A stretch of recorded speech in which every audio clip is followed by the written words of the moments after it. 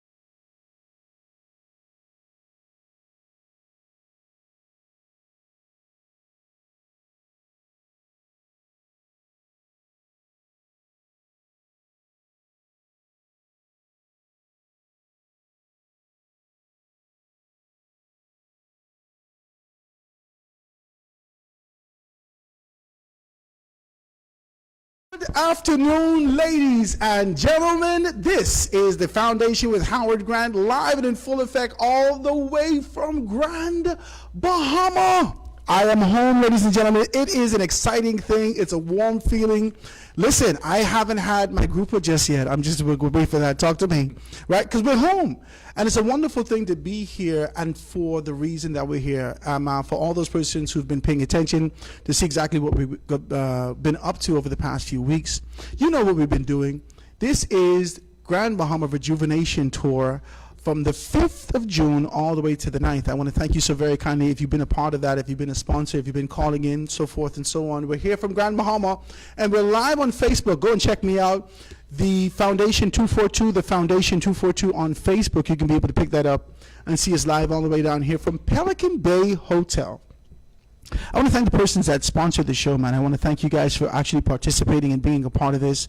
We have, a debt of gratitude for you for being able to ensure that we can create an environment, an atmosphere to talk about what's happening in Grand Bahama and kind of spit it out to the entire country.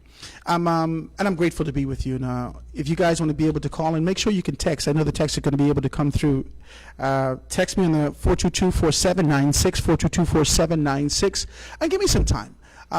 Today we're not going to be taking calls at the top of the show, so we're definitely going to be able to, you can send your text and, contribute to that.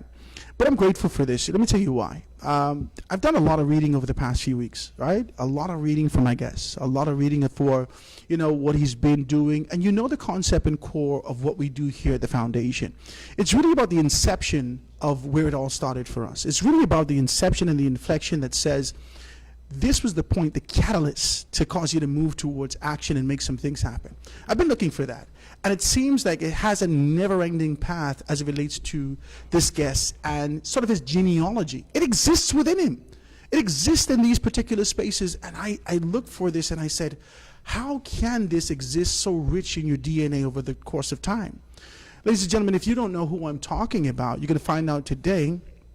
I have a very wonderful guest sitting here. Well, we're not in studio, but we're sitting here in Grand Bahama at the Pelican Bay Hotel, and I'm excited about it. We had a conversation that actually spoke to passions that remain consistent with what he's been delivering over the course of time. I'm sitting here with none other than one of the heads for the Port Authority here in Grand Bahama, Rupert Hayward. I'm so happy to be able to have him. My brother, it is so good to see you today. And I say, I got to call him my brother. I know a couple of shades different, but he's here, and he's definitely a brother, being able to talk about Grand Bahama. Say good afternoon to the Bahamian people. Good afternoon, Howard. Good afternoon, everyone. It's a pleasure to be here, talking about, my passion, my favorite topic, which is Grand Bahama, not just Freeport, but Grand Bahama and how we make it succeed. You say that it's almost like second nature for you to be able to say that. You say that, and a lot of persons will be able to hit me with the talking points. Persons who've been listening to the show for a very long time, they know exactly what I'm talking about. Persons come with a script and this sort of an idea, but this exists in you. Now, I'd like to know, Rupert, where did this start for you? Where did it start? Where was the inception? We know what your grandfathers did. We know what your great-grandfather and the contributions that they've made from a business perspective. But talk to me a little bit about you. Where did this all start for you? Well, look, I was born in Nassau, actually, in '79 in Princess Margaret. And the Hayward family, before we came up to Grand Bahama, we were in Nassau. We lived in the last house on the Eastern Road next to the Sands family. Mm-hmm. My daddy was born up on Prospect Ridge in '52. From you say daddy is a Bahamian, 100%. Yeah. And so, look, I have a British accent. My mum is British, but my family are Bahamian. Yeah. We've been here for a long time, and we've been in Grand Bahama for 7 decades.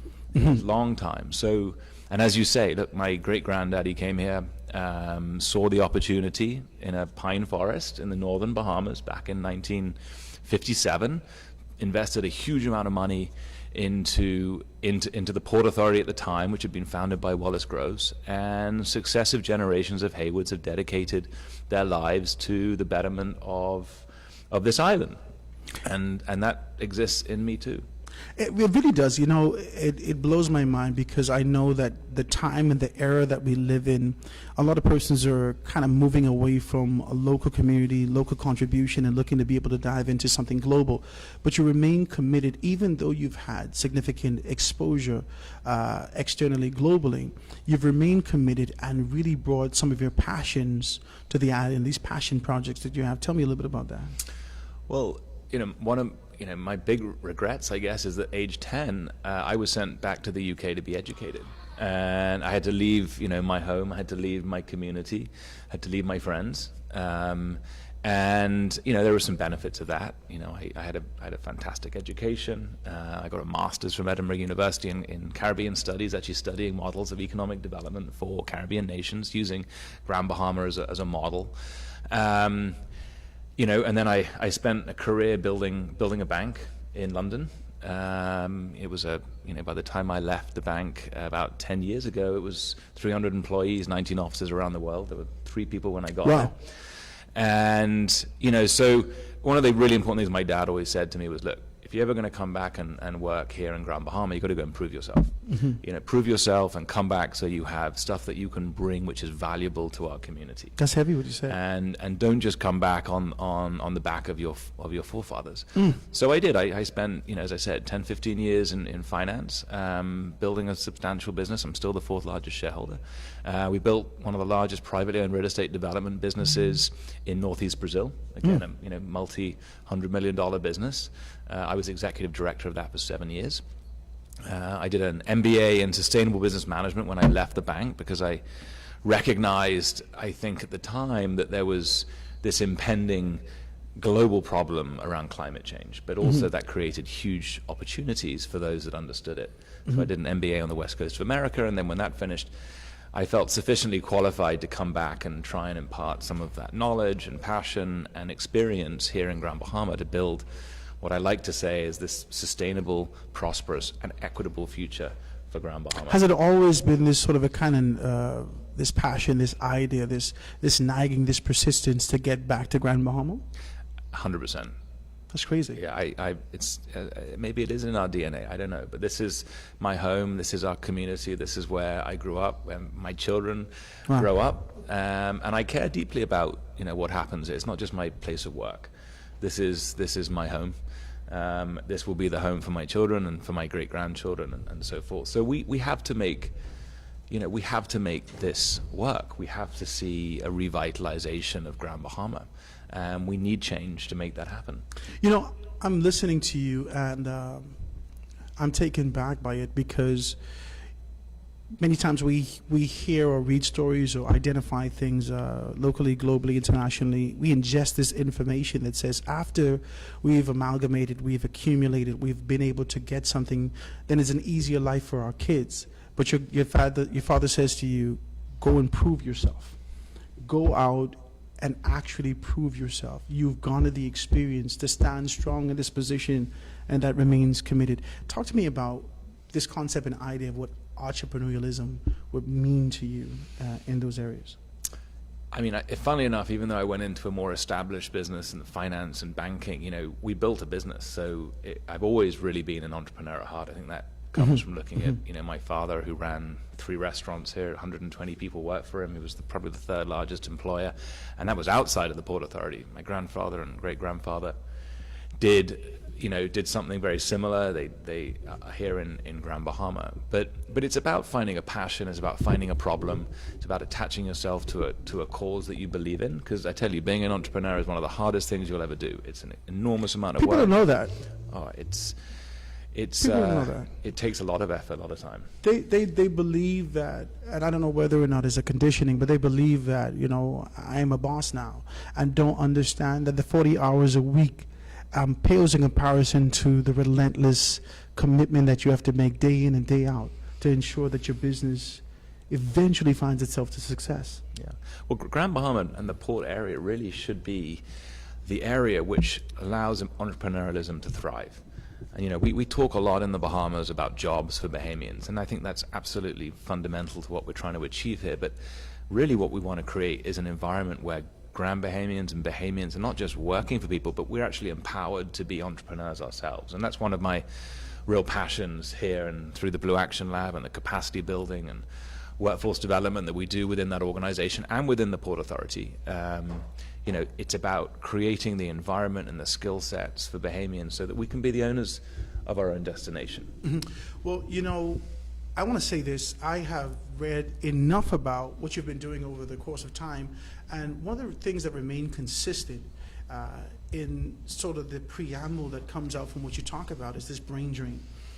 The fear of a brain drain to retain the talent that exists in this space, the idea of being able to identify and bring people back home. Talk to me about whether it's the Blue Lab or whether it is one of the projects that you're doing to ensure that you create an environment that persons not only want to be here, but they can actually thrive in this space. Talk to me about it. It's very personal for me. You know, I left my home when I was 10, and I mean, I was here every year, you know, even though I was but you make it sound abroad. like you're a refugee. Yeah, but I was, man. You want to go back and spend time in England in the winter when it's freezing cold? It's traumatic. You're sitting there thinking about Kong Sai. I wouldn't wish, exactly. I wouldn't wish it on my worst enemy. Anyway, but my point is, you know, I would like to have come back and been here in Grand Bahama much earlier if the opportunities had existed. And I'm sure there are many Bahamians who are living abroad who would like to come back. You know, you would like to come back to Grand Bahama, but you were saying to me, you need to have the economic engine here for you to come back and have things to do. And there are many Bahamians saying the same things. It's true. You know what? Even as a child, I never really imagined myself outside of Grand. I never, ever, especially with the stories that you hear about what's happening around the world. Grammy don't even want me to come outside. So you can imagine go to Nassau, right? So living in Nassau now, I recognize that there are even more opportunities. You want this kind of duality of a wholesome family life and the yard space and, you know, your family environment, but you need to take care of that family. So financially, you need to ensure that there is access to the economy, access to finances to take care of your family. Is it your belief, and I know that this is what you guys are working towards, but is it your belief that we could create this environment to cause people to move back home in due time and due season by creating this? I mean, absolutely. That's one of the core pillars of what we're trying to achieve, is to have a robust economy. I think one of the things that we forget about, the key component for an entrepreneur to be successful, you know, people talk about financing, they talk about access to land, they talk about access to money, but really what you need as an entrepreneur is you need access to a market. You need access to a critical mass of people of means that you can sell your products and services into.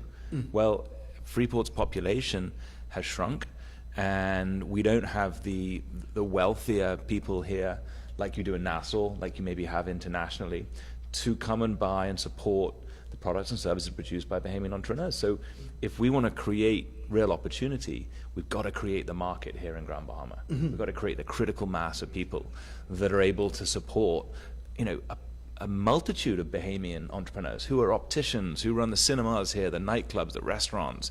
You know, these are the things that we need to create here. And I think immigration is part of that. I mean, preferably everyone comes from Nassau, but we know that's not going to be the case. We're only a population of 400,000 people. It's remarkable what we do as a nation. With a population of a small town, we're able to achieve so much. But there are some limitations given the size of our population. And for Grand Bahama, we need that critical mass. It's really important.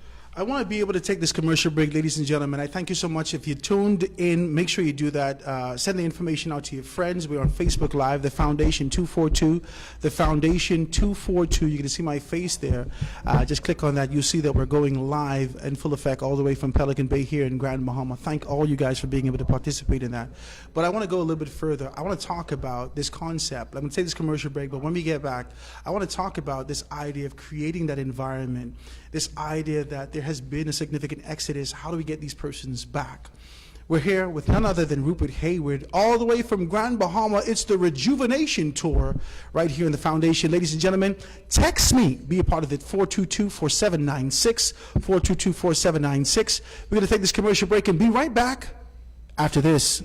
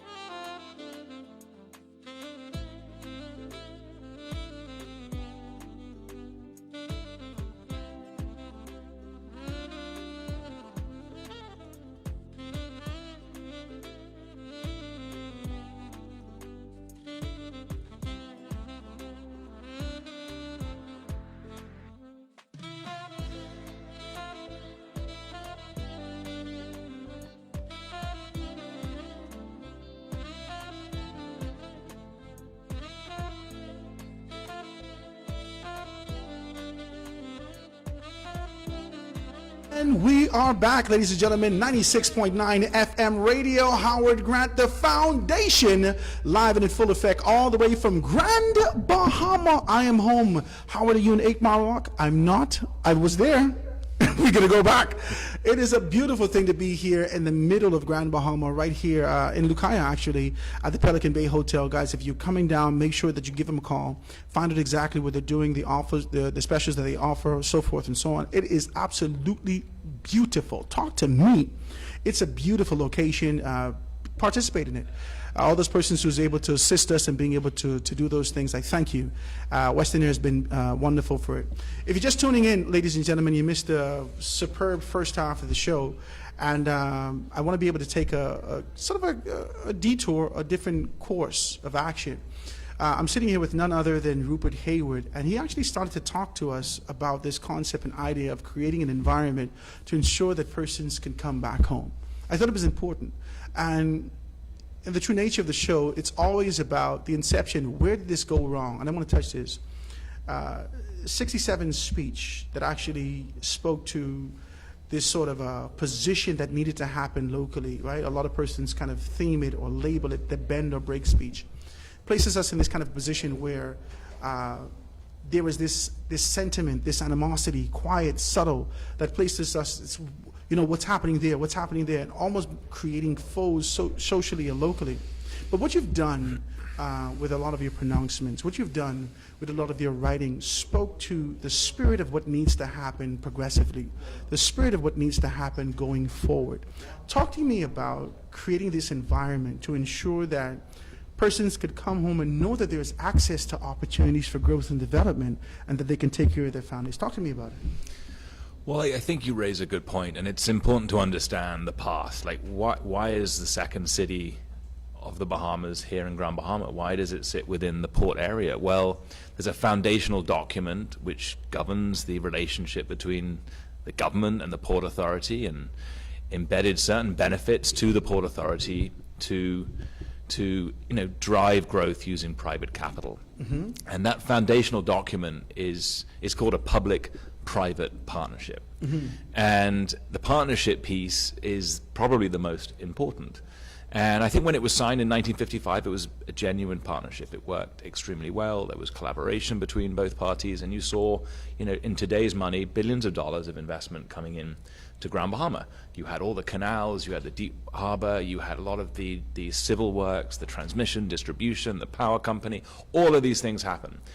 And I think, the bend or break speech in 1969, delivered by Pindling, did change the relationship between the Port Authority and the government. Mm-hmm. And I think, and by the way, things did need to change in 1969. The Port Authority did need to become, more integrated with the rest of the Bahamas. But I think you kill the golden goose and you don't get the golden egg. And when the partnership piece becomes more problematic, then I think generating the levels of growth that we require becomes harder. Mm-hmm. And I think you ought to remember that in 1955, the free trade zone created here in Freeport was one of 2 in the world. Mm-hmm. Now, 70% of all countries in the world have a free trade zone. Mm-hmm. And I can assure you their regulatory framework, their Hawkesbury Creek Agreement equivalent, is far more competitive than the one that we have here. Now, mm-hmm. Capital, foreign direct investment, is not spread evenly around the world. It goes where it is best treated and most welcome. Mm. So if we don't have a competitive framework, and we have a government that doesn't want to work with the Port Authority to see Freeport succeed, then things can become more problematic. Mm. And so I think the genius of Edward St. George and of Pindling is that they made that work for a long period of time. There were some ideological differences, but they recognized that for the benefit of the people of Grand Bahama, for the benefit of the people in the port area, they needed to work together to make sure that the Port Authority and Freeport worked for the people of Grand Bahama. Mm-hmm. And I think, Ingram, who came into power in 92, understood that as well. And mm-hmm. we saw, really billions of dollars coming into Freeport in the early 1990s with the investment into the hotel, which sadly sits here derelict. We can see it. So sadly sits here? We can see it from this window now, the Grand Lucayan. But, so that was, and by the way, Ingram was the last prime minister to get re-elected. It's 25 years since we've had a prime minister that's been re-elected, a party that's been ushered back into power. He really understood how working with the Port Authority generated real opportunity for Grand Bahamians. Essentially, as I think back on Ingram and his contribution, I always say to myself, he had superb relationships locally, nationally, regionally, internationally, and persons viewed him as this person who can be able to get you to an objective of growth and development. Now, whilst you're there and taking this position, I just want to be able to just kind of go off course just for 2 seconds. I want to talk about the Grand Bahama Port Authority and well, not necessarily the public-private partnership agreement. Your position with the articles, how you've been able to talk about a thriving Grand Bahama and what goes forward. Talk to me about how do you believe you can revive that? How do you be able to fortify the quote-unquote true partnership as it relates to the PPPs going forward? What needs to be done to create this environment where there is this reciprocity of growth and development, this idea that there's something could happen for both of us, instead of you doing well and I'm on the receiving end? Yeah, so don't get me wrong. I'm not an advocate for the status quo. I think we need change. Okay. I think we need a better relationship with government. I think we need to have a world-class shareholder base at the Port Authority. I think we need partners that can help us take this island forward, who have key skill sets and experience and capital in sustainable development, large-scale urban revitalization, experience in maritime. We need to have a world-class shareholder base. And that needs to permeate through into world-class boards and management teams that don't just represent the interests of foreign direct investment, but represent the interests of all the stakeholders of Grand Bahama. And that's everyone in the west of the island, the east of the island, the straw market vendors here who are suffering because of what's happened with Dorian, because of what's happened with the pandemic.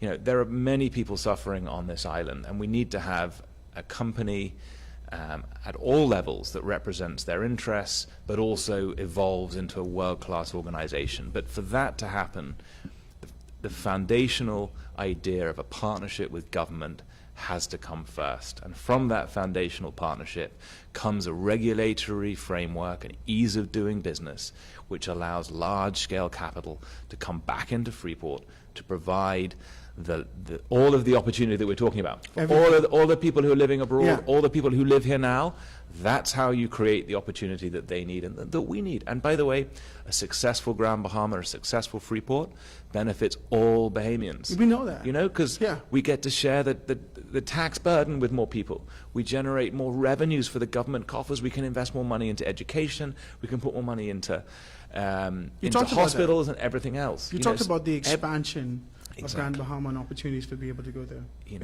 I read your stuff, man, because I'm really interested in finding kindred hearts and spirits, persons with like minds, to talk about this kind of an idea of growth and development and what can happen there. I want to talk to you about something because your posture and tone and this kind of persistence to talk about mending relationships, forging and fortifying where we are to be able to move with passion and determination into the future has been a sense of consistency that I've actually absorbed and read from you. Now, watch me. Reading the articles and some stuff, and I think it was between 74 and 79, we have been able to see the then leader for the Liberal Party out of Europe start to talk about this idea of being able to say to your forefather, I'm going to help you find a buyer for Freeport. That conversation died down. And then maybe a decade or so ago, it kind of erupted and came back to the surface, this idea that the port is looking to sell, the port is looking to sell. Talk to me about this relationship that the port has, because your language says to me that we're doubling down, we're going to be able to reform, we're going to fix this thing, we're going to move forward. Talk to me about that moving forward. Yeah, people talk about the family selling. Well, the first thing I'd say is that the Port Authority and the Port Group is bigger, and Freeport is bigger than two families. We have to, I know that that's been the case for many years, but it has to be, right? To grow into a world-class organization, we need to have, world-class shelters. Do I think that the families have a unique role, given our experience and passion, and with the Haywards anyway, a Bahamian? Yes. Do I think that that's a critical part to forging this prosperous and equitable future for Grand Bahama? Absolutely. And if any foreign direct investor comes here and says, I'm going to buy this place and I'm going to run it without any involvement with people who know what's happening, they're crazy. So, this is all common sense, right? Yeah. And, we have put forward a proposal to the Prime Minister, which talks about bringing in blue chip investors, talks about, these investors having the right skill sets to take this island forward. Are the Hayward wedded to owning 50%? No. Do we think we have a role to play going forward? Absolutely. But this is all in the interest of finding a model that works. And we understand that there has to be flexibility, but we've got to have government working with us. Leadership is about dealing, and I said this on a ZNS interview the other day, leadership is about working with all stakeholders to find a solution for the betterment of the people of Grand Bahama. That's what they need, that's what people deserve here, and that's what we need to give them. And actually it's Socrates who said that if you want change, don't spend your time fighting the old. Spend your time putting all your efforts into building the new. And that's what we have to do here. Because the reformation and change doesn't come with being able to reestablish or reframe or restructure what existed yesteryear, but being able to move into the future. And that's what you're doing here. Well, I think also, if we want to have an adversarial relationship, if we want to spend our time fighting, if we want to spend our time, being disrespectful to each other, we can all do that. But do the people of Grand Bahama benefit? No. Does that actually provide the solution that we all need? No. I don't think anyone thinks that's what we need. So I think, look, I understand the frustrations of the Prime Minister. A lot of those frustrations are my frustrations. He wants to see change. We agree with him that change needs to happen. What I'm saying is, let's make that change happen together. I like that. I like your take on this position. The most recent budget communication had the entire country at a gasp when the Prime Minister articulated that decisive action needs to be taken place. There needs to be this change happening within the Port Authority. And I thought it unique that this administration or any administration would identify these things and they know the relationships that exist thereof. Talk to me about where do we go from this particular point? What is the Port Authority? Is this fortifying relationships? What do you do to be able to show growth and development from this juncture? Well, as I said, you need to create a world-class organization that is capable of delivering on the national and local interests, right?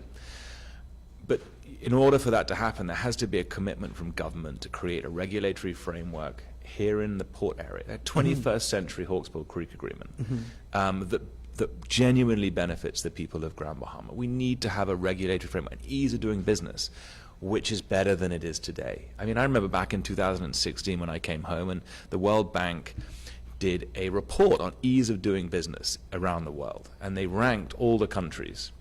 And the Bahamas was 119. 119. Guess what was above us? The Gaza Strip and Israel. I thought it was crazy. It was so people also need to understand Grand Bahama. People talk about the Bahamas is doing so well at the moment, and it is. And congratulations to the other islands which are tourism focused. Yeah. Nassau is thriving because of what's happening at Baha Mar and what's happening with Atlantis, and you see the same thing in Exuma and Eleuthera because they've got the boaters going there, but they're very different islands to Grand Bahama. Grand Bahama's a different island. It's a long island. It's got beautiful beaches, but it's flat. It's got pine trees. Hasn't got any beautiful keys. It's a different proposition. We are a commercial hub. We rely heavily on foreign direct investment and commercial activity. Now, what's the one thing you need if you want to create, foreign direct investment and commercial activity? What's the one thing that really hurts you? What you need is ease of doing business. What really hurts you is greater regulation, more bureaucracy, more red tape. Well, I'll give you an example of how the Hawkesbury Creek Agreement is not working as well as it should be, because after 2019, when Dorian happened, when the Grand Bahama was on its knees, the government of the day, Hubert Minnis, passed a law that said that the government of the Bahamas, the Department of Environmental Protection and Planning, now has jurisdiction inside the port area. It created a dual regulatory process. Imagine how confusing that is for foreign direct investment. People calling us going, what's happening? It's more expensive, it takes longer. Well, that's how you kill investment. And that is a direct breach of the Hawksbill Creek Agreement. So there's an easy thing to repeal. And it is, honestly, we have an amazing team of people in the Port Authority run by Nakira Wilshcombe. She heads up Building Development Services. She used to work for the government at best. She was a senior person there. So, and I'm not saying that DEP is not needed. It is. Rihanna Neely is a super amazing Bahamian. She's super smart. She does really well. But we know that government civil service struggles with the weight of work they have already. Why create more work for them in the port area when we have, a port authority capable of managing the environmental process? I just want to touch this because as you speak about the regulations that exist within the Port Authority for ease of doing business, we see the same administration come with the concept and idea of creating the Commercial Enterprise Bill.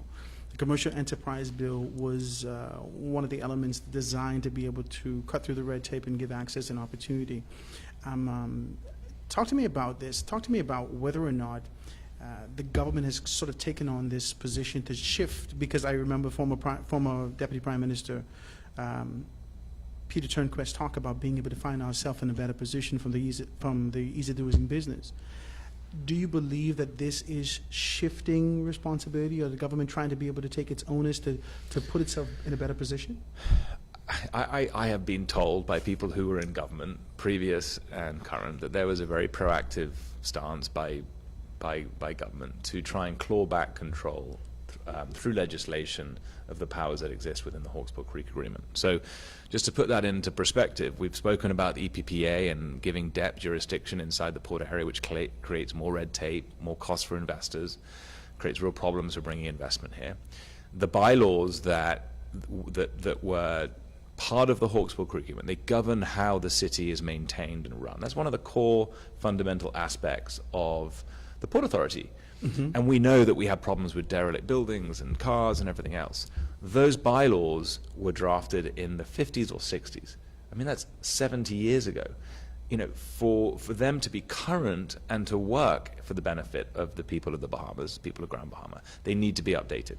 And we have sent drafts to various administrations, and they never sign off on the changes. It stops us doing what we're supposed to do, which is maintaining the city. And then we get blamed for not doing our job properly, which is not really care. Let me tell you why you're doing a lot today. Because if there is a significant articulation that comes from the House of Assembly to indicate that there needs to be decisive action, and you're saying to me that we have taken the significant steps to move towards reform, growth, and development, but being hindered, the question that I have, decently, is where the issue resides. Let me take this quick commercial break and be right back after this. Ladies and gentlemen, this is the Foundation with Howard Grant, sitting with none other than Rupert Hayward, being able to get to the nitty-gritty, man, the meat and potatoes of this conversation, all the way from Grand Bahama Rejuvenation Tour, all the way till Friday of this week. Be a part of it, 827-0111, or shoot me a text, 422-4796. Guys, quick commercial break and be right back after this.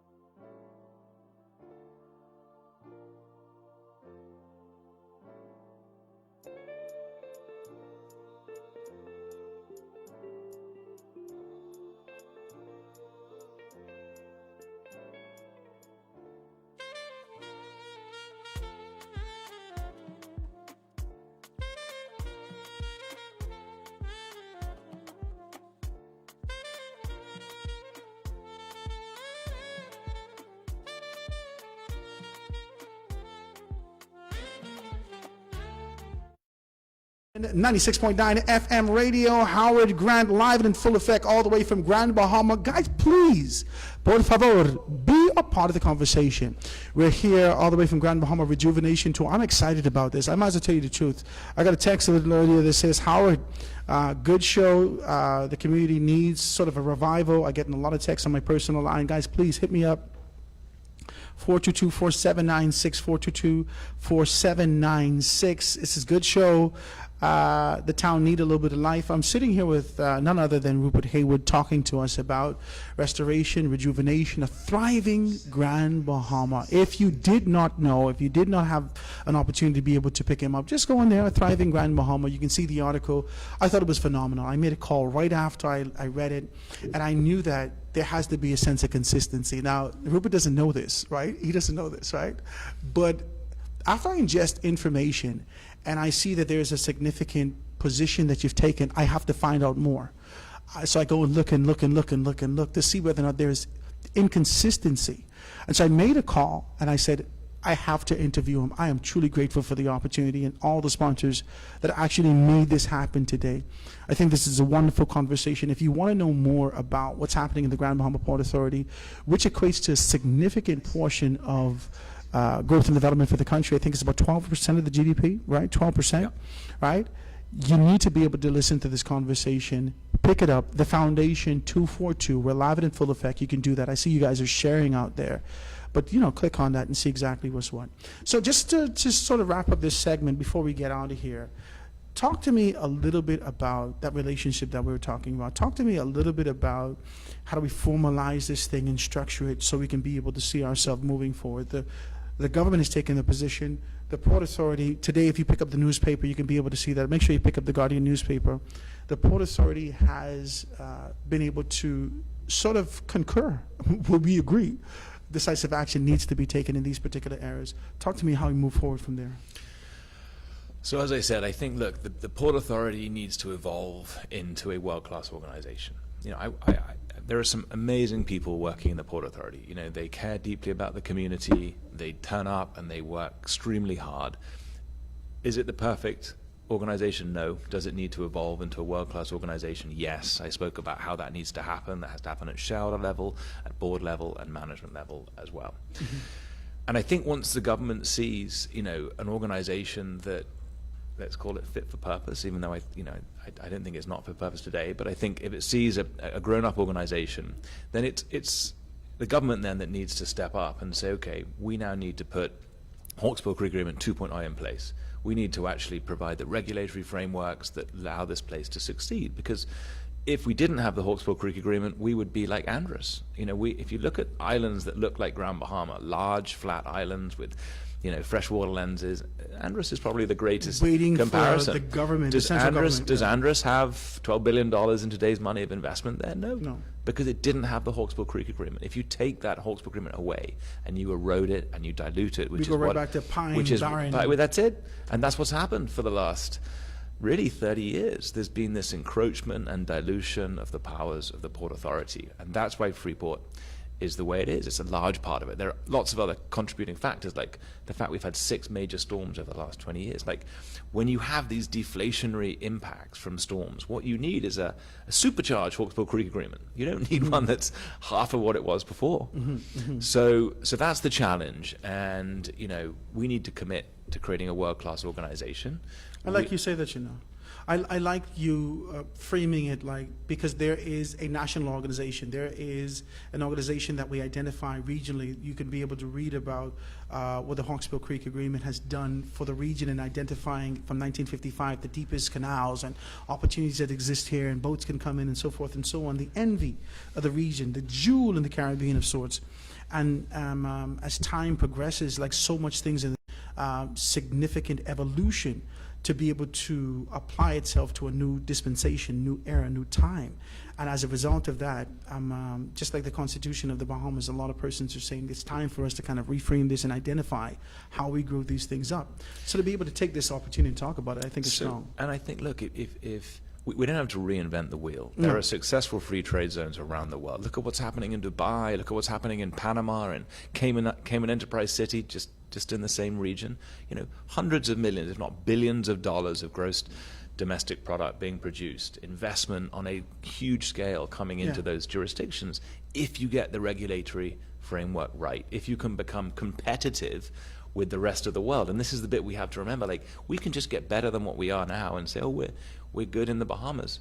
But that doesn't matter, because foreign direct investment goes where it is best treated and most welcome. It can choose all these different jurisdictions. We have to compete with them. Do you feel like it's welcomed now? I think things are hard. It's difficult. Look, notwithstanding the beautiful place that I call home, which I love, and I never want to talk bad about it, but it's too difficult for people to come here to, if you look at, as a foreign investor, what happens?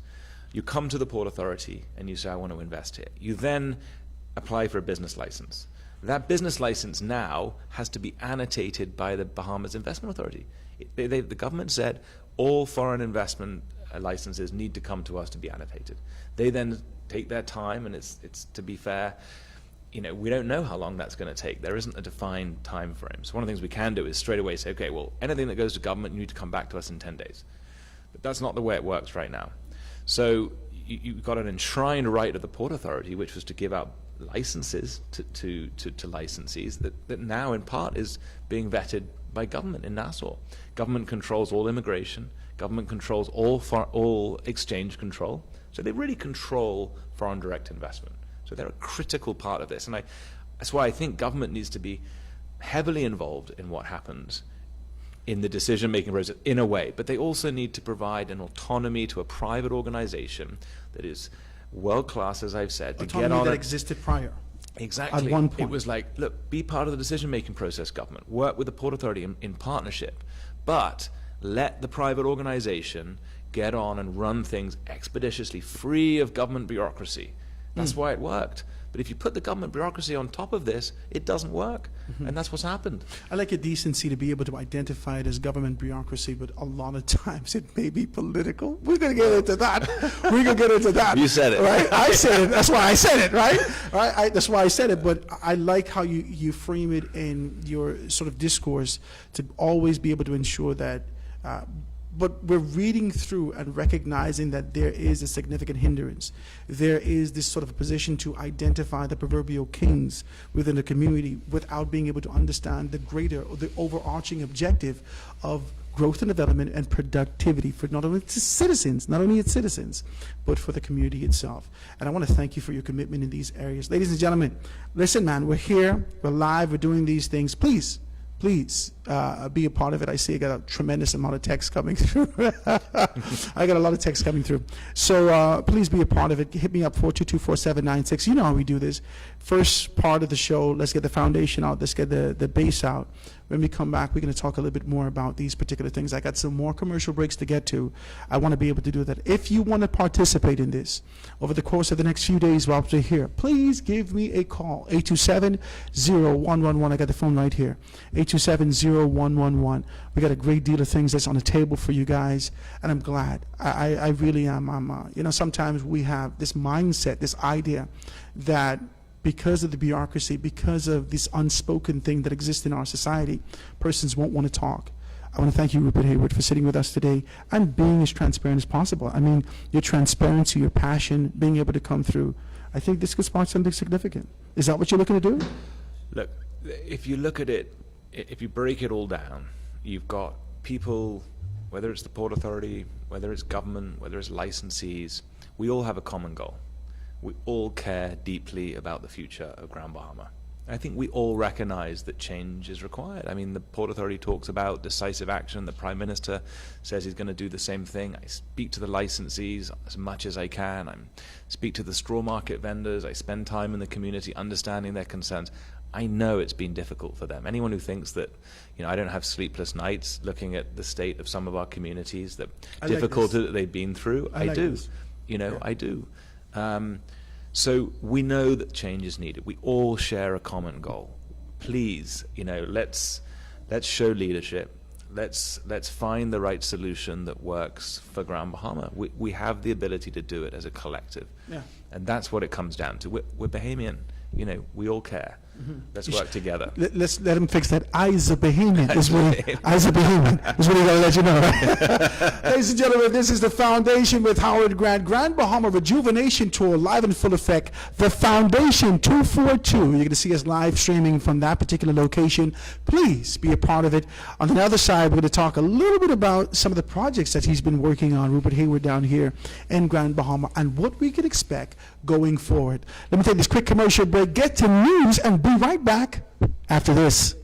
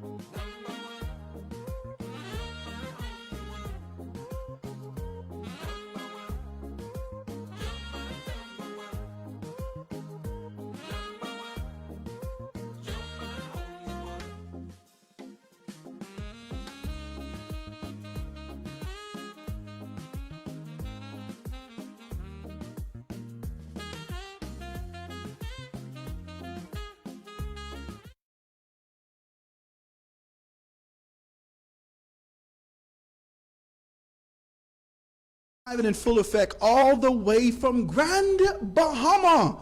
If you just get your lunch break, it's 1 o'clock now. I know you're out there trying to get your little hot dog and whatnot. You tune in. What are we talking about today? We are in Grand Bahama, the Rejuvenation Tour. You hear me talking about it for a while. But we're here, we're live and in full effect, grateful for the grace and the opportunity to kind of do this today. And I'm speaking with none other than Rupert Hayward, telling us a plethora of things that the Port Authority is doing, that he's being able to take on and talking to us with a great sense of transparency. I like this. You know, I get people business quickly, right? But I like this, and I want to be able to say, Rupert, I think that, and a lot of persons are being different about it. Well, Howard, why is that? People want you to be hard. The concept of the show is really rejuvenation. I'm from Grand Bahama, and I need you to know that even as we charge the atmosphere for those of you who are spiritual, even as we speak and make these sort of declarations in our community, we need to talk about the next step, right? We need to talk about the next dispensation. How do we move beyond this to growth and development? Rupert Hayward, you did a wonderful job to be able to identify some of the inconsistencies in the relationship between the port and the government, and there's sort of an idea of being able to mend that to move forward. I want to be able to commend you for taking on that and doing that with such grace. You're a decent man, right? But I want to talk to some of your pet peeves, or sorry, your pet projects rather, and some of the ideas that you've had, that you've poured into in these areas. I know I read about the Blue Action Lab. I know I read about a great deal of things that you've been doing. Talk to me about that, and talk to me about what your expectations are going forward into the future. Yeah, well, let's start with the we have a plan for Grand Bahama. Let me start there, and the plan involves large-scale, sustainable development at every level: urban revitalization, large-scale master plan development, looking at ways that we solve the energy crisis, creating clean hydrogen hubs, which is, you know, this whole idea that to fill the clean energy gap above and beyond renewable energy, we're going to have to embrace clean hydrogen. And that actually these clean hydrogen hubs are being generated and developed around the US. I note that there will not be one in Nassau, in Miami, but the people we're speaking to and the people that we want to bring in, you know, to the Port Authority potentially, are talking about developing clean hydrogen hubs, talking about blue and green banks that provide sustainable financing to companies and individuals to get to this clean energy transition, to the sustainable future, who have the capabilities of doing large-scale master planning and urban revitalization in the city. People who have unbelievable relationships around the world that can bring in, you know, all sorts of new foreign direct investment to deliver both in the tourism space, the hospitality space, large-scale mixed-use residential development, and everything else. So those plans are there, and they're very real, and, you know, we need government now to help us execute them. So.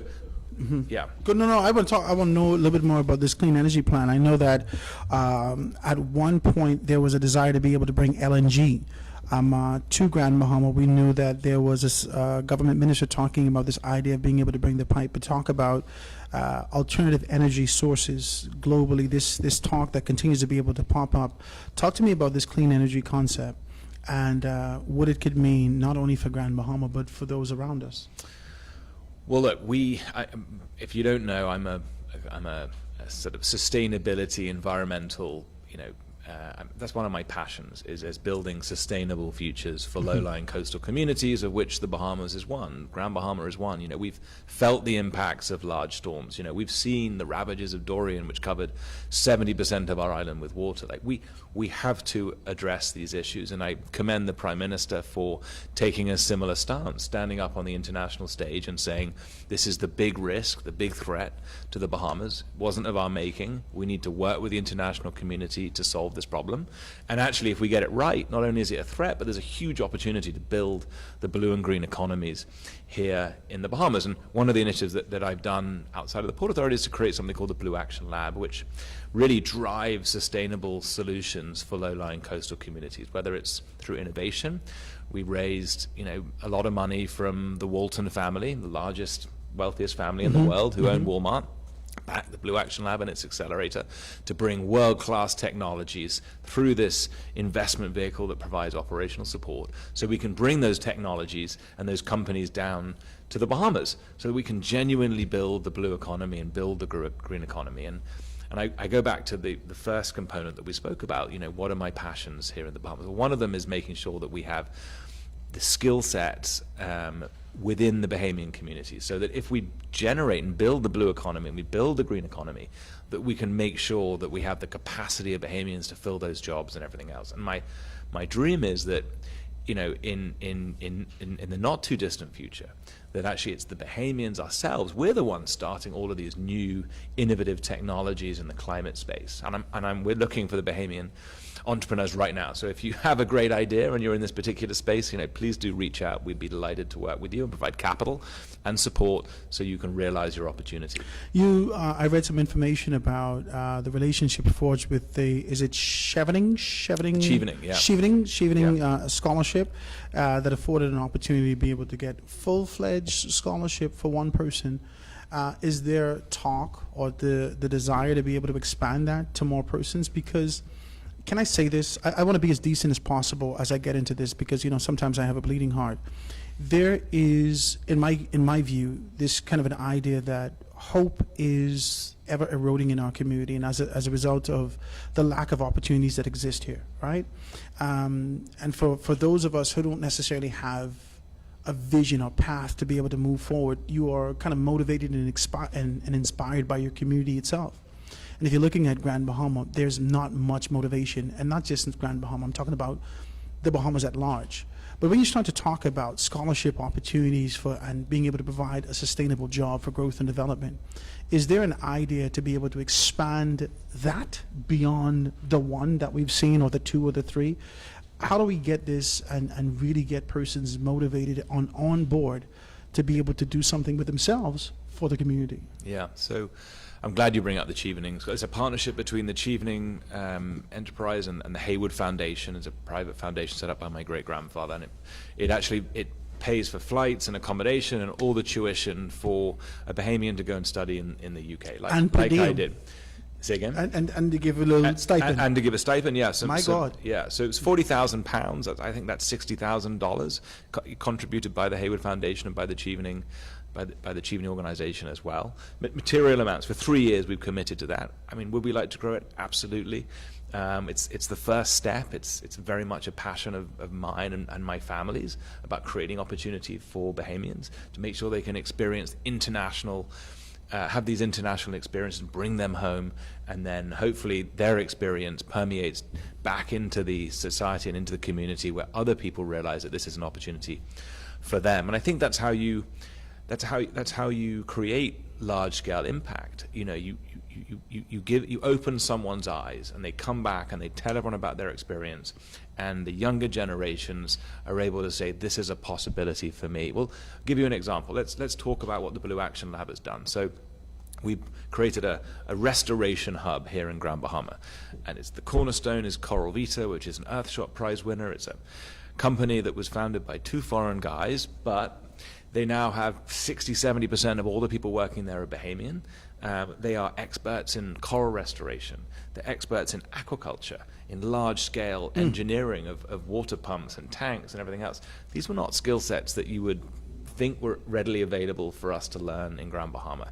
They have thousands of children that come through what is a tourism attraction too, and an educational facility every year. And I see the children when I go there. My daughter goes, and she can tell you about a coral, the fact that it's a plant and an animal and a rock, and she understands a polyp. Well, that is an unrivaled form of education, that experiential side of things, which is now available to Grand Bahamians. Hopefully through the internships and the other very practical sense of education, people's eyes are opened up and they realize, the blue economy, to become a coral farmer, it's an opportunity for me. And if I study hard and I take advantage of the scholarships, by the way, the Port Authority does a huge amount of educational scholarships as well, or that the Hayward family are doing. I understand there are other people looking at the Achievement Scholarship, that we can open these doors once we've opened people's eyes to the possibilities. You know what I like? I like this kind of an idea that actually places you in a position where you say, we identify, because it's remained consistent in your conversation, we need to retain this. And one of the things that I've heard from a lot of younger persons, so younger than myself, right? And I'm no spring chicken, let's talk about it, right? So this kind of an idea that says, I want to go off and stay. I'm looking for an opportunity to be able to go to Europe. I'm looking for an opportunity to go to Canada. I'm looking for an opportunity to go to the US and really turn their back, and hence this concept and idea of brain drain. Even persons moving from Grand Bahama to Nassau are not necessarily contributing to the community. You, in yourself, in this particular capacity that you've taken in conjunction with the Port Authority and other persons that you've actually brought to the table, have really identified what needs to happen here. Now, give me, because you can't give me the actual time frame, give me this kind of anticipated, desired time frame to be able to get persons back, because they're plugging away day after day, wherever they are globally or locally, saying, I can't wait to get back home. I can't wait to get back home. Is there significant action towards being able to make these things happen, shifting the environment? I see that we're having the conversations now. Yeah, well, I mean, give me a time frame. It started, and it started with the Blue Action Lab bringing new businesses down here, creating new jobs in different sectors of the economy. It's there's $1.5 billion worth of investment that is not just a pipe dream, that the Port Authority is either facilitating off its own balance sheet through its joint venture companies, or has been integral to bringing to Grand Bahama. I mean, you look at the Weller development down in Discovery Bay. It's a $250 million luxury hotel operation with branded residents. I mean, it's the #1 hotel brand in the world coming to Grand Bahama. It's right at the forefront of sustainable design and the whole sustainability conversation. So we're going to be able to train Bahamians in the not too distant future about how you integrate and provide service in the very best of the sustainability development conversation. I mean, that's a huge thing to be able to offer to hundreds of Bahamians. We've got cruise ports. We know the Carnival Cruise Port's under construction now. It's not far away from being finished. I mean, that was very much a Port Authority initiative. That was driven by us. We sold the land to them. We shepherded that whole investment through. It took a lot longer to get the permits than we would have liked. We've got a new cruise port happening in the harbor. Hundreds of millions of dollars of investment coming in there in different levels. These create significant opportunities for Bahamians. We have, I could go on. There's a much bigger project that we're not announcing at the moment, but it is transformational for Grand Bahama, and it's in the billions of dollars of investment on top of the $1.5 billion that we have here. We just need to be mindful of the fact that if things take too long to happen, if the licensing process takes too long, if it's too difficult to do business, and we have a big storm or the global macro picture deteriorates, some of that investment goes away. A good example is what happened with Royal Caribbean trying to buy the hotel. We didn't know that a pandemic was going to happen, that a black swan, it's called, where these scenarios that no one thought could happen. And what happens if you haven't got people here and they haven't invested? They leave. So that's why this regulatory piece, this ease of doing business piece, is so fundamental to the success of Grand Bahama. I want to touch this because I'm listening and I'm engulfed in the conversation in this sort of an idea that exists and what needs to happen going forward. But I do have a few questions. Retention has been one of the enemies of sort of our aspiration and being able to grab onto success. The inability to hold on to it, and what I found locally is as a result of a lack of financial literacy and education. A lot of persons don't understand money. They don't understand numbers. We've come from an environment where we've been plugged away and continue to be able to move towards tourism from the service arm. And now we're seeing that the globe is changing, the world is changing. We're looking at preservation and sustainability of our environment, so there are opportunities that exist here. Talk to me about the idea of possibly, because I don't know everything's on the table, whether or not there is an idea of being able to have financial literacy in one form or another as a school or something like that, so persons could be able to understand something beyond, I just want to be an entrepreneur, and not necessarily understand what it means in those areas. No, having a degree of financial literacy, understanding economics, understanding accounting is important. I mean, you can bring in CFOs, you can bring in those people that have those core skill sets, but fundamentally, accounting is I like to say, it's the language of business. So you need to be able to understand those and have a grounding in it, really to grow a business to any sense of scale. And we should, we need to build in this curriculum at every level. I mean, sustainability needs to be a conversation that's had by four-year-olds. We need to understand the threats of climate change. But, as we get older, throughout the educational system, we need to understand and be trained in the basics of finance and economics as well. It's such an important part of being an entrepreneur. And you're right, if you give people those skills, if you train them, and I've seen these incredible Bahamians who are given the confidence and given the skill sets, and off they go and they achieve these amazing things. I mean, absolutely amazing. We've got to give them wings. We've got to give them wings. We've got to give them the education, invest in our education system. Yeah. We have a school here, Jack Hayward High, St. George High. We built these things. We believe very much in education. They're run by the government now, but that was a big commitment to education on this island, and that commitment still exists. And I, actually can't make the graduation at Jack Hayward High this year, but I'm continuing my support for that school, and we'll continue to do it because I believe, and I'm sure everyone else does, that education is how you give the wings to our fellow Bahamians to go and achieve what they need in life. Your family has intricately played a significant role in the community over the course of time.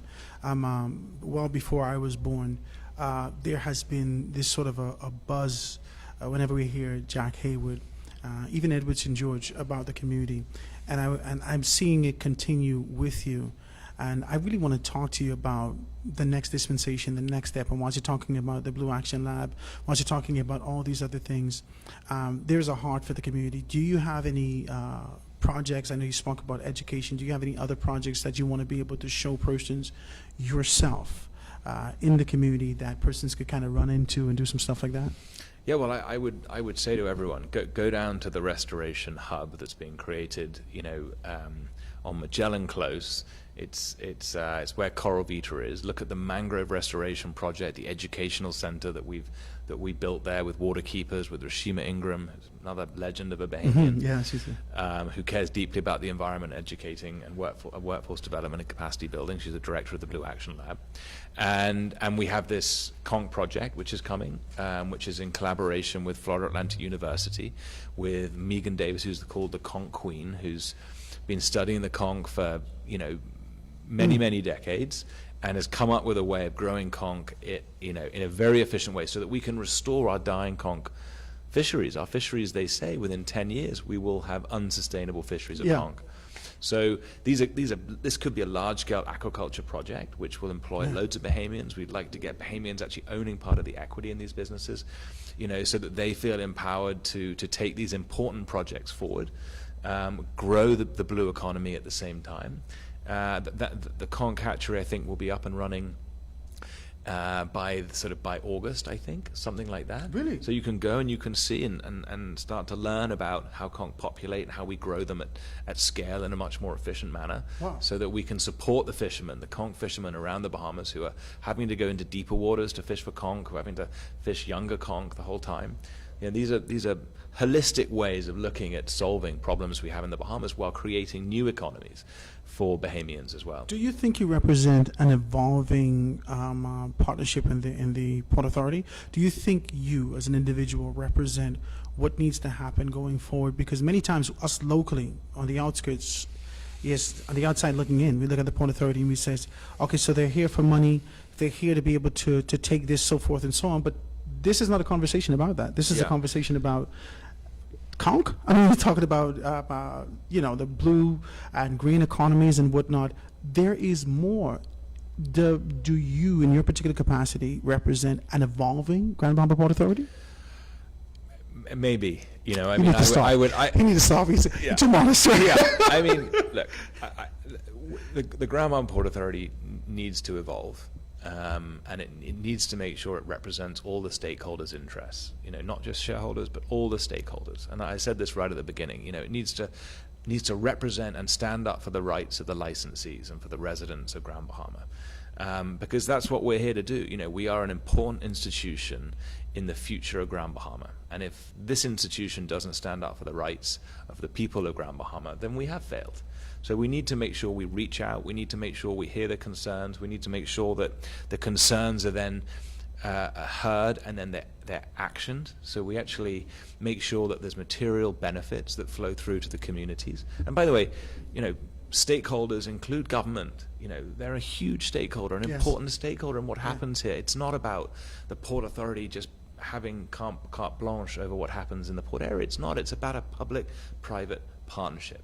Emphasis on partnership. It is, and that's what makes this place work. Yeah. And if we get it right, we could have a Singapore, Dubai, Cayman Enterprise City. We'd have full employment in the Bahamas. We'd have, yes, tourism is really important, and yes, low-skilled jobs are a part of that. But it would be great to see all the future generations having high-skilled jobs. Having higher salaries. I like you. You know what? That's a good place to start. I got a call the other day, and someone says, "Howard, you're an idealist, right?" And it was like buying in there. I said, "What are you talking about, right? Howard, you're an idealist, right?" And this idealism that comes from you, I just want to know whether or not, what do we need to do to be able to We've got to make it a reality, right? We've got to make it a reality. But people have to believe. They have to believe that this is possible. And then the people in leadership positions need to make it happen. I don't think anything I'm saying today is anything that anyone with a rational, objective mind wouldn't say makes sense, right? So I like this conversation. So let's get the leaders together. Let's agree. I mean, if anyone disagrees with what I'm saying, we're in a free country. We have free speech. They should say it, right? Yeah. But I think it's hard to argue against it, because it really is what's in the best interest of the people of Grand Bahama. I love it. Guys, please give me a call. The numbers, or give me a text. I saw some texts coming through. When I get back from this commercial break, we're going to be able to read a few of these texts and talk about it. We're here all the way from Grand Bahama. The Grand Bahama Rejuvenation Tour, we're sitting with none other than Rupert Hayward, talking to us about past, present, and now the future. What's going to be happening here in Grand Bahama. I'm excited. I don't know whether or not this is coming back home. I don't know. You guys out there said, "Yeah, Howard, go back home." Stop it. Stop it. We'll see exactly what's happening. We're going to take this quick commercial break and be right back after this.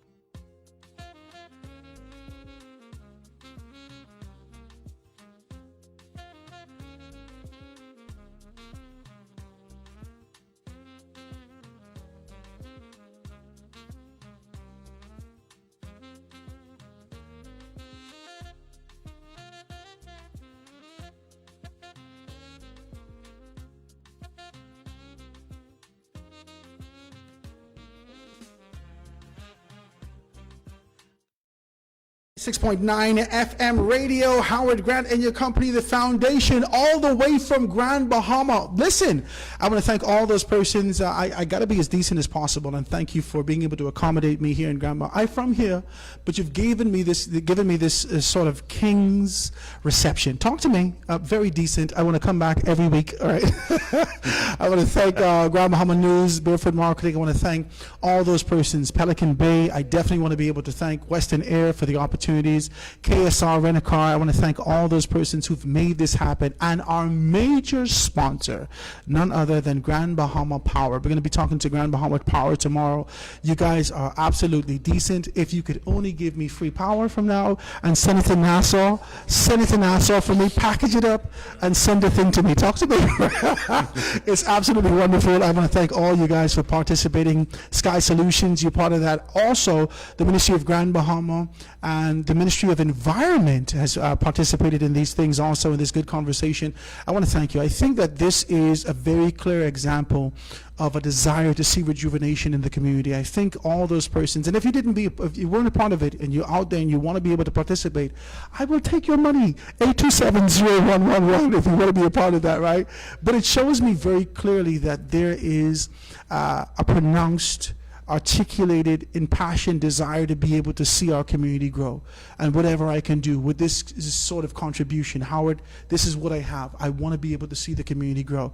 This conversation needs to be able to happen, not just locally in Grand Bahama, but to the entire nation to understand what we're doing. So that's why we're here doing that. Thank you for being able to do that. Rupert, listen, man, Rupert, I like this, man. I got a couple texts coming in, and I want to ask you this, and I know that you won't be able to answer on behalf of all the board members and shareholders of the Port Authority, but you've spoken significantly to the evolution of the Port Authority, and every time you say that, it reminds me of governments. It reminds me of this kind of a stagnant position that governments retain, this traditional position, stiff neck, without being able to understand what's happening globally. So when you start to talk about an evolving, or the Port Authority needs to evolve, there is a question that says, does it need to evolve into a municipal? Do you need to evolve into elected members? Do you need to evolve into the position to identify council members and mayors, so forth and so on? What is your concept associated with that? So it does need to evolve. I think when you start to get into the realms of municipalities and elections, you can tend to politicize things. I think having government with a much greater sort of involvement is important, because they're elected officials. You know, they should sit shoulder to shoulder with the private entities to appoint an autonomous board. I think there should be checks and balances, so that if, you know, the performance isn't right, that there are the ability to step in and change things to make sure it's world class. But I think, you know, just creating, you know, I do think there needs to be great stakeholder engagement, and everyone needs to feel represented, and maybe part of a board would have an elected official. You know, maybe there's someone on there that, you know, maybe there is the licensees would elect someone, the communities would elect someone, and they would sit on the board to represent. I think if it becomes an election, it becomes politicized, and, you know, we know that in politics, when one when one party gets in, everyone from the other party gets ostracized, you know. And so one of the reasons why I think the Port Authority probably not a good thing. Listen, I smile. Oh, this is a Marco alert? That's a Marco alert, That's a Marco alert, right? Yeah. I guess everybody in the country just got the Marco alert, right? Yeah. But I want to talk about this and be very clear about where we are, and I smile from ear to ear. If you see me on the Foundation 242, you can see me smiling from ear to ear, because I like your posture. I like your sort of the political correctness of being able to stand and sit in neutrality and decency. He's a good man, because it could be me, because I know very clearly about the relationships that exist within the sector of, because you always talk about governmental bureaucracy, and we know it stems from sort of concepts and ideas, theologies that exist within traditional political organizations. And we find when politics get in, and I often talk about this sort of an idea that exists within Grand Bahama now with what we're seeing with local government. We've seen the spawn. We've seen the spawn of politics corrupt the idea of what we viewed for local government. And there could be a fear that this could be able to manipulate sort of the course of what's happening in the Grand Bahama Port Authority. So I appreciate your contribution like that. Guys, go ahead. Yeah, I think, look, the whole idea of creating a private entity that had the ability to develop using private capital was because you wanted to move away from the more bureaucratic, slower cogs in the wheel that traditionally governments have as part of their, as part of their makeup. And I think if you then go back to creating, more governments, I think you take away the embedded benefits of what a private organization can do. And that private organization's got to be well run, as I said. Mm-hmm. Let me read another one. It says, Howard, it says, Bahamians have been crying out for years to change in Grand Bahama and the Port Authority. Have you attempted involving Bahamians on the ground and having love with some of the stagnant effects of Grand Bahama and the Grand Bahama Port Authority? We talked about this. We talked about this kind of involvement. I think that's been sort of the course of our conversation in terms of contribution. Yeah, look, maybe people tell me what I want to hear, but I do go out into the community and I spend time talking to them, and most people I speak to say, look, we don't want government. We want government and Port Authority to get on well with each other. We want a better version of what we have at the moment. And I think that's incumbent on the Port Authority and the government to deliver that. Mm-hmm. As I said, we have a plan. We mm-hmm. have the right people to take this mm-hmm. place forward. Mm-hmm. And then this is something we should focus on. These conversations, I don't know whether or not we could, the 2 hours, confine us to a space, and especially my show, confine us to a space to talk about past, present, future, and give you the macro concept, not necessarily the micro. I see a lot of text coming through. Persons want to know about the specifics in terms of what you're going to be able to do with the bridge, what you're going to do with this, what you're going to do with that, in those particular areas. And I see that from a macro perspective, you've spoken to us about we have a plan.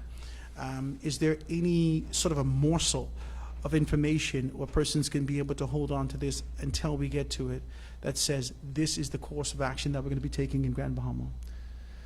So I can say that there is a plan that's been presented to the Prime Minister. It's, as I said, world-class organizations who would undeniably take, Freeport to the next level, which I think is where we need to go.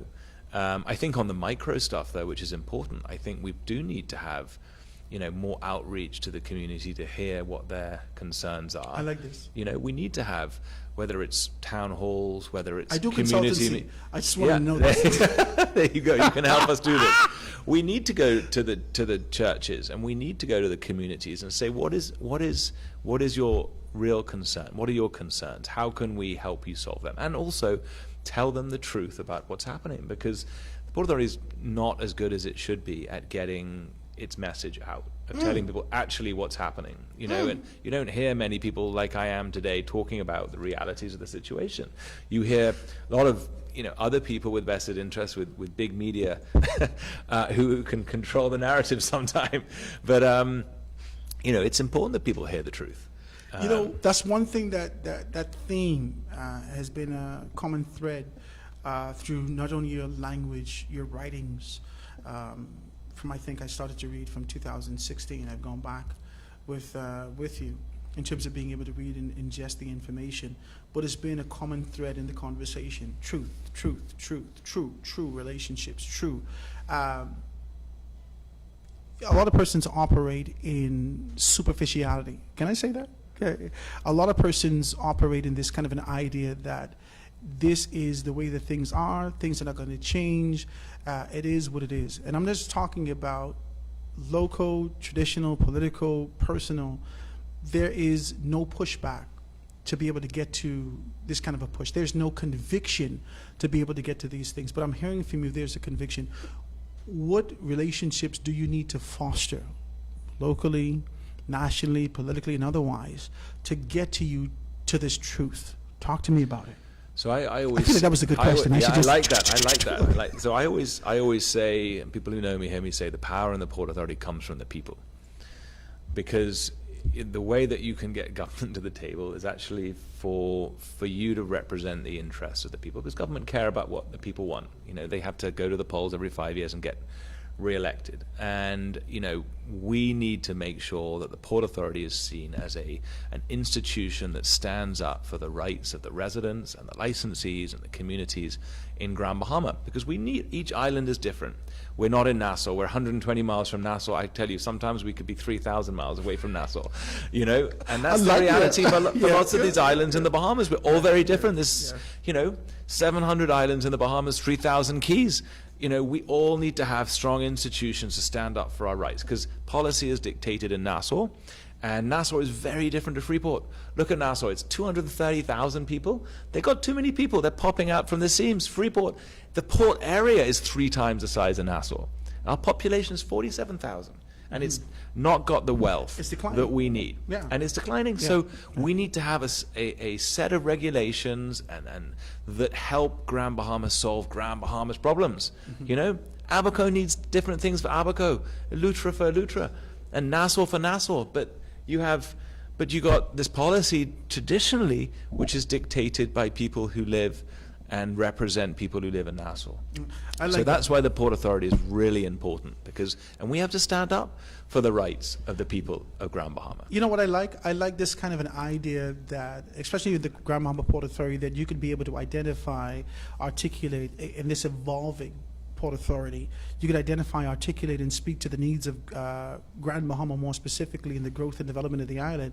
But I don't know whether or not government has simultaneously evolved and grew with you, because there is a cookie cutter concept that exists out of central government that applies itself to every single island, not understanding the subcultures that exist in there, not understanding the unique nature that exists in those particular areas. We just need to be able to collect revenue and put in the coffers of central government to be able to make some things happen. The Grand Bahama Port Authority has taken on this kind of a position to talk about, hey, listen, we know the island and we've evolved and we need to evolve to do those particular things. Do you believe that stakeholders and partnership should evolve with you? And if they do, what do we do to encourage them to kind of evolve and grow in the same area? Well, I mean, I think it's been a common theme for these 2 hours. You know, we have to evolve. If we don't evolve, we're not current, we're not relevant, and that includes, you know, the Hawkesbury Creek Agreement, includes the relationship with government and the Port Authority, includes how the Port Authority interacts with foreign direct investment, it includes how we interact with all of our stakeholders in the community. You have to evolve and become current and become modern and professional. And, you know, that extends to everyone involved in this conversation. And without evolving for the betterment of the people of Grand Bahama, we are going to become redundant. And we cannot let that happen. As someone who, you know, the Port Authority, people live and they work here. This is our home. You know, we do understand the issues. I know it doesn't seem like that sometimes. People think we're living in a ivory tower and that we have no idea of the hardship in Grand Bahama. That is not the case. People often say that, oh my God, you think they can't see this? Exactly. And it, as I said, it keeps me up at night. Yeah.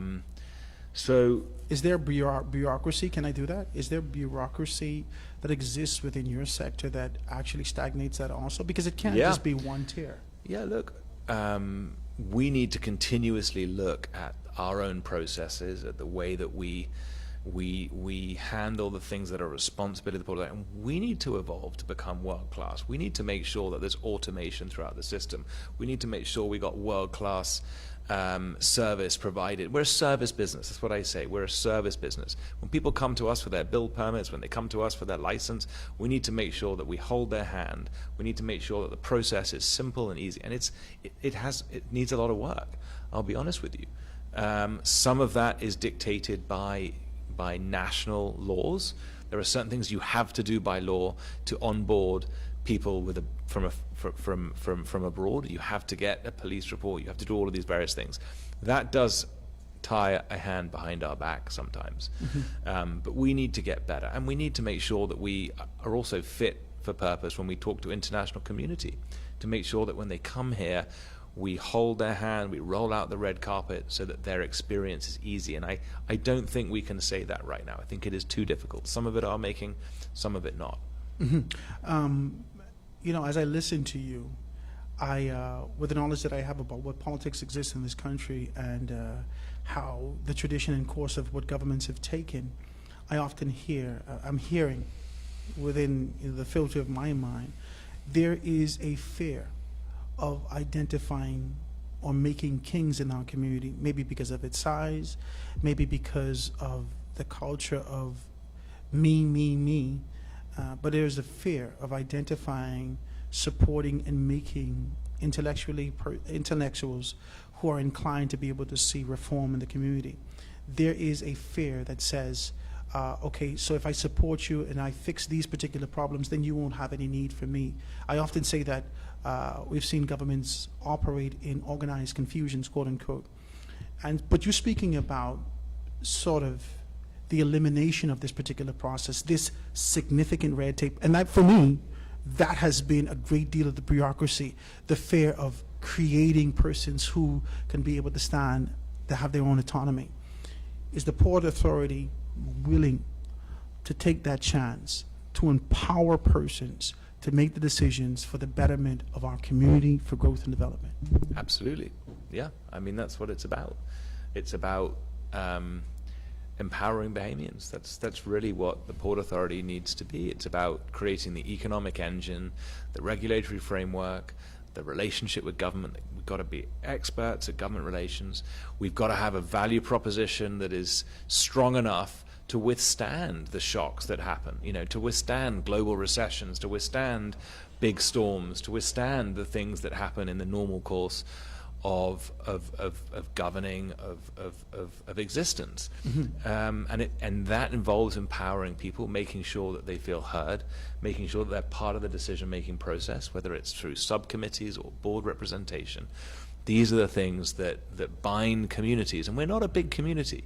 You know, we should be able to bind and communicate and speak to all the people in all the different corners of Grand Bahama, to say we're hearing. We can't solve every problem. This is what I find when I go out and I speak to people, is that actually they just want to be heard.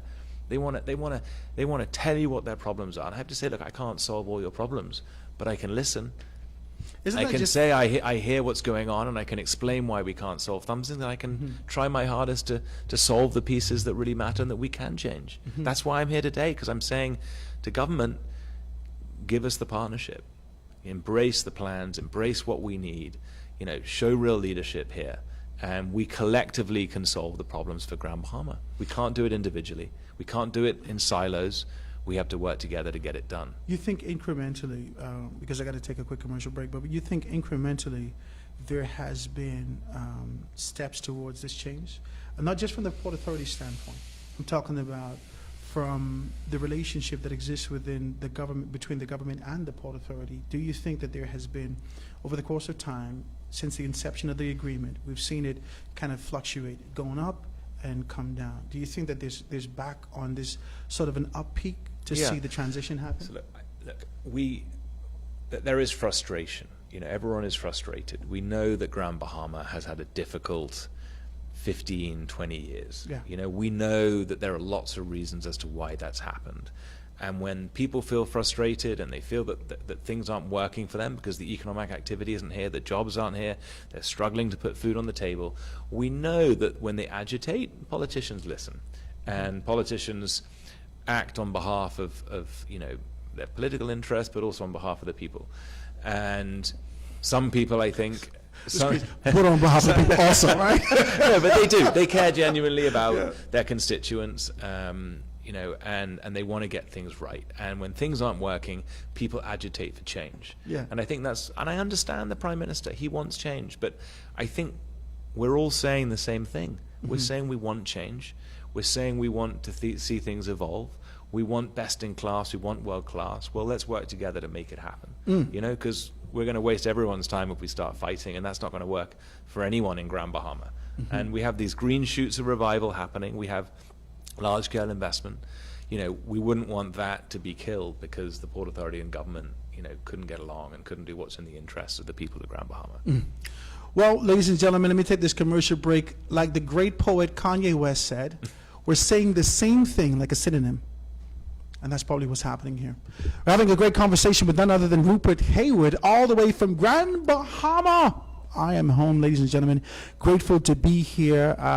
Got a king's reception. Now, somebody called me for some stew fish. I want to be able to do that after, right? It's a great conversation. Let me take this quick commercial break and be right back after this.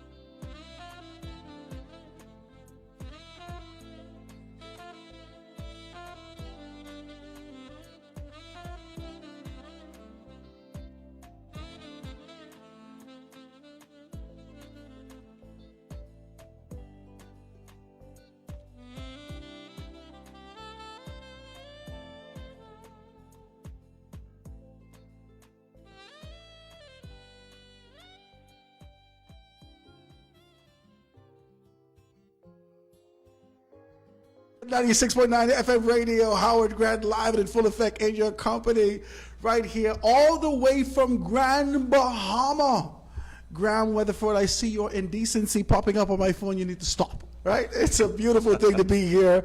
I'm kind of talking with none other than Rupert Hayward, talking to us about Grand Bahama. Before we go, allow me to be able to be as decent as possible and thank those persons personally for being able to contribute and giving me an opportunity to be able to come back home, right? So that's Western Air who got me here. I want to thank you, man. I had a great flight. You know, you ain't got to know all my business, but I was here. It was a struggle in terms of what I had to bring, the luggage. Let's do that, the luggage that I had to bring with me.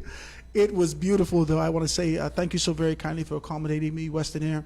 And I want to thank Pelican Bay for being able to give me an absolutely gorgeous suite. Yeah, because I'm decent. This is me. The decency is rich, right? I'm in here, and I want to say it's an absolutely gorgeous water view.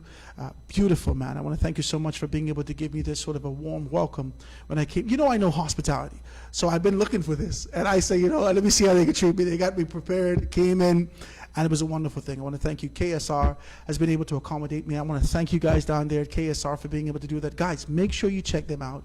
KSR online. You can be able to see that on Facebook and whatnot.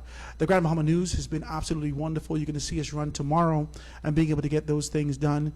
And I want to thank Grand Bahama Port Authority. I'm not Port Authority. Grand Bahama Power, who has been an absolutely wonderful supporter in being able to get us here. They've been great, man. I want to thank you so much. Tomorrow we're going to have a conversation with them, and I want you guys to tune in for that. Now, we won't go live tomorrow as it relates to Facebook, but you can still be able to see us live and listen to us live right here on 96.9 FM radio. Thank the Ministry of Environment. Thank the Ministry of Grand Bahama. We're going to do some specials with them also, Sky Solutions, and all the persons who support it. If you're out there and you want to contribute to that, 827-0111, 827-0111. Rupert, listen, man, he's my brother now. I might as well tell you that. He's my light-skinned brother. Praise God. I'll take Praise it, God. cuz. You take it. He's good. Now listen, I want you to wrap up. I think I've heard a lot of your heart, and that's the core concept of what my show is about. A lot of persons are indifferent to be able to sit with me because I go off the beaten path. I want to know about conviction. I really don't care about talking points. Anyone can say this, but the course of my conversation and how I construct it, I need to be able to hear something beyond your voice. And today you've remained consistent in talking to me about a desire, an idea, a passion that goes beyond the superficial, traditional, we got to make it work. It goes deeper, and I can see that you may be able to get a push. You're getting some pushback as you're saying that it needs to be true. So I know that you're getting pushback, but I can see that you're persistent in your push to be able to make these things happen. I want you to kind of wrap it up and tell persons what you're going to be doing going forward from here and what we can be able to see from you and the Grand Bahama Port Authority going forward. So look, we have a plan. We have identified the people to take this plan forward. These people have the experience, they have the reputation, they have the balance sheets, they have the know-how in the critical areas that provides a sustainable, prosperous, and equitable future for Grand Bahama.